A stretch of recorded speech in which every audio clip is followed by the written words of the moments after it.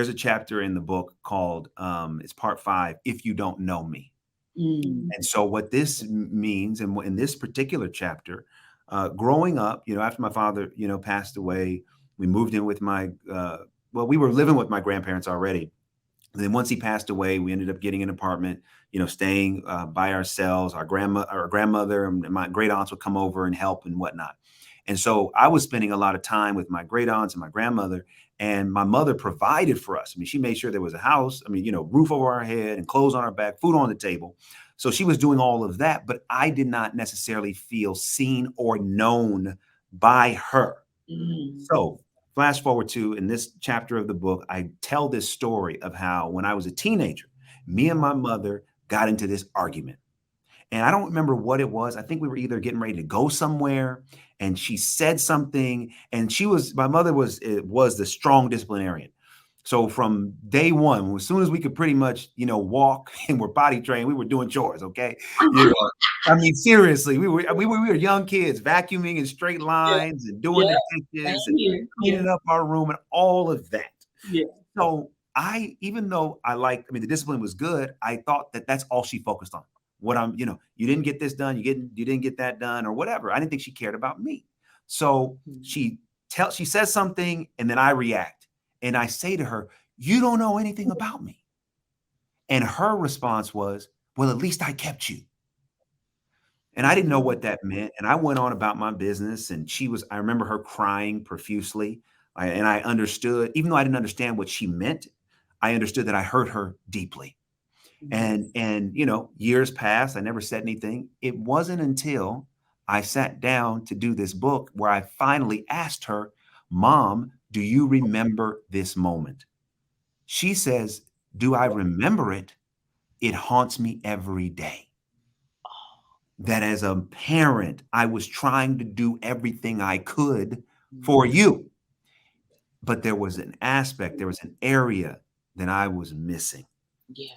And at the time, I didn't know how to communicate, and my mother wasn't the greatest communicator. So literally for 30 years, that has gone unresolved until now. Why I bring that up is I'm very curious to hear how underneath the communication, how do you work through conflict when the lines of communication between mother and daughter and mother may not be open? What does that look like for you all when you have a disagreement and you don't want to talk, or you say something you regret? How do you navigate the conflict in your relationship? I think, right. I think, choices, middle school and high school was very tough for us. Yeah. Right. And we had, I call it 6 years of boot camp. Oh, okay. It was tough. It was days that I didn't think I was going to make it. It was days I didn't think she was going to make it. Okay?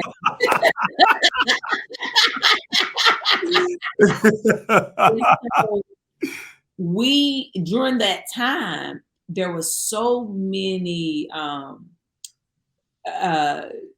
disagreements, miscommunication, no communication, over communication. It was so much of that I feel like it trained us and prepared us to communicate.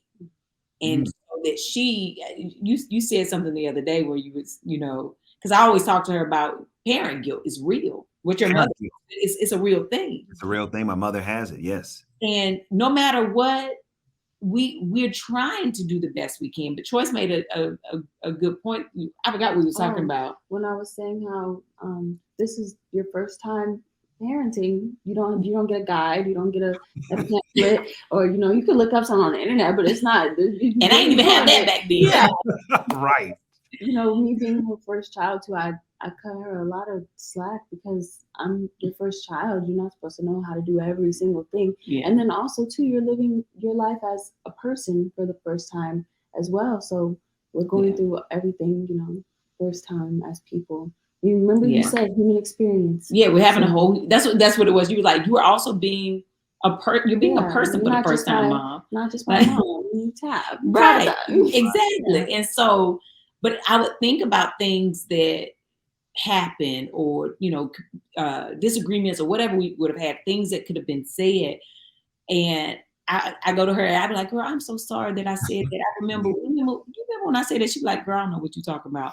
But as a parent, Wow. Yeah. it's something that I just felt bad about. I was like, oh, I could have, now because I'm in a different space, I be thinking, I could have handled that different when she was, But then it's bothering me. But then I go to her and she be like, Mommy, I don't remember anything. I don't even know what you're talking about.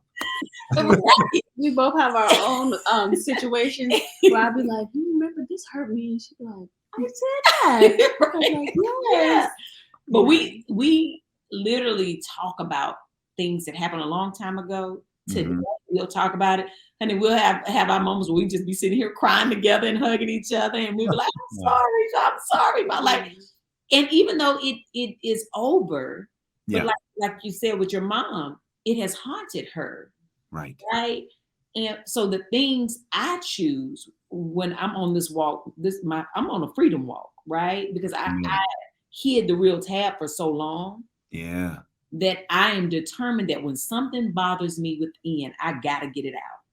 So when something I think of it and I realize, that still bothers me, or if I'm triggered by something, that's why I go to like, Trust, you remember? Yeah. And we'll have a conversation. But our communication now, it's very rare that we have disagreements, right? Oh. And the disagreement will come from us not communicating. Yeah. And then we laughing, right? It's almost the same with me and my husband. We've been together for 24 years now. We used to have the battle of the battles, okay? We in a place now where it's like, well, why you ain't say something? Man, I ain't got time to talk to you. Like, I'm not even gonna argue with you now. We're gonna laugh it off and then just go about your business, because now we understand, we should have just said that. Yeah. And it's as simple as that. And it also takes so much energy to be upset and to disagree, right? Even the dog would agree with that, okay? We can also agree to disagree and be okay with it.